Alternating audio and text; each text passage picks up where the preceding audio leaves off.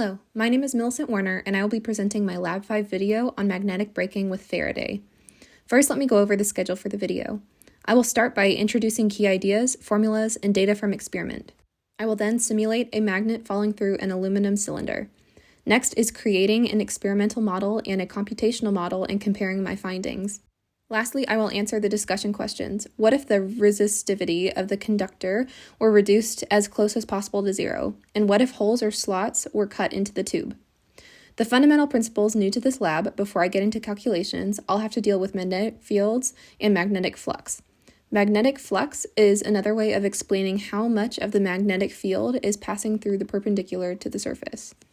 We represent this concept with the integral of the magnetic field dotted with the normal unit vector and the change in area. Faraday's law connects a change in flux with an EMF value. Note the negative sign in the formula below. The last principle I will list is Lenz's law, which is more conceptual in nature. When there is a change in flux, the resulting induced current produces a magnetic field to oppose the change in flux. Please observe the experimental model to the side of the page. When we drop the magnet, its magnetic field observed at the ring below is changing. Because the magnet is essentially a magnetic dipole and the north part of the magnet is facing down, the magnetic field is becoming more negative. The change in flux at the ring, therefore, also points downwards. Due to Lenz's law, the induced current must produce a magnetic field that counteracts the magnets. If the current flows counterclockwise, its magnetic field points upwards. This follows what we would expect as its opposite to the magnet's magnetic field. Here is the formula showing the magnetic force on the loop. I times delta L crossed with B, or I times 2 pi r times B sine theta. I will list all of the formulas I will use in the computational model now. First is the magnetic field for any point from the magnet. We can expand upon that notion, creating a formula for the change in flux. Next explains how the EMF is related to a change in flux. Taking this EMF, we can simply find the current I with R. There is also an expanded version of the force on the loop equation. The last three equations use the force due to gravity to update the velocity and position. Here is my recorded data from the experiment. The length of the tube was 0.32 meters, the inner radius was 0.019 meters, the outer radius was 0.024 meters, the foil width was 0.005 meters, the magnet's mass was 0.024 kilograms, and the magnet's magnetic dipole moment was 3.206 Newton meter per Tesla.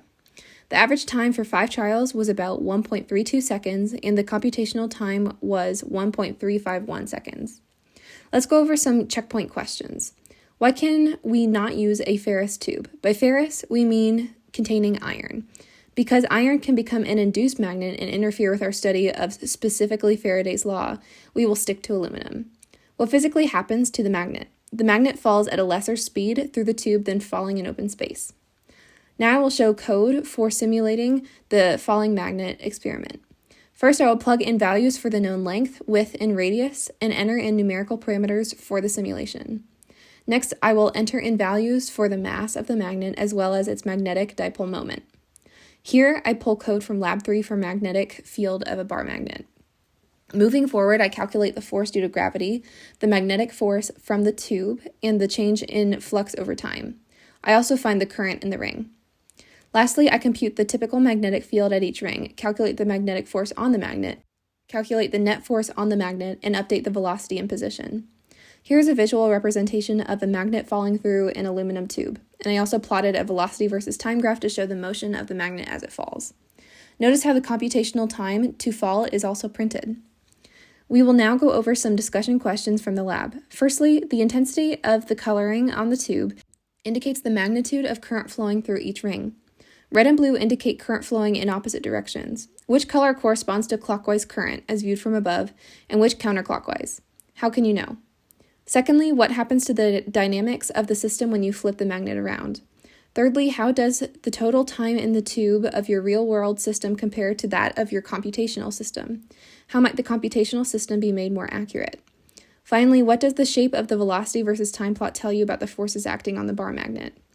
To answer these questions, due to Lenz's law, the blue glow indicates clockwise motion and the red counterclockwise. This combination will slow the magnet down as the fluxes oppose one another. The magnet would still fall slower as we would eventually have a magnetic field that opposes the flux from the falling magnet. Currents would flow in opposite directions than this orientation. Computational and physical models were fairly accurate with one another, but next time I would account for more real-world factors such as air resistance.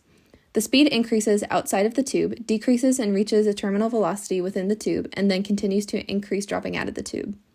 What if resistivity of the conductor were reduced as close as possible to zero?